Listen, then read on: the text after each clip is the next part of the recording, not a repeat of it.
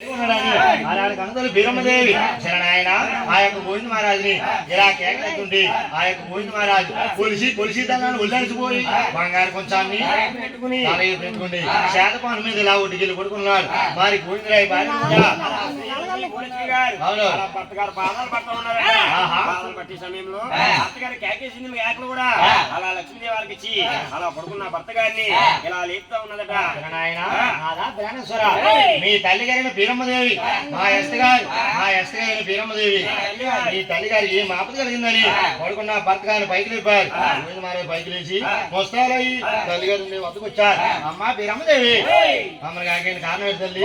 కొడుకులారా కారణం ఏంటంటే మీరు చూసి అన్నదమ్ములు పుట్టారు. మీ యారు కూడా పెళ్లి చేసుకుని ఎవరు భార్యతో వాళ్ళే కాపురాలు చేసుకుంటున్నారు. ఏడో తమ్ముడు ఏడుకొని వెంకటరమణ పెళ్లికి తమ్ముడు పెళ్లి దగ్గర రంగాలు తెస్తున్నాడు, కానీ కయ్యాలు తెస్తున్నాడు. మీలాగి మీ తమ్ముడు కూడా పిల్లల్ని చూసి పెళ్లి చేస్తారని కేక పెట్టింది.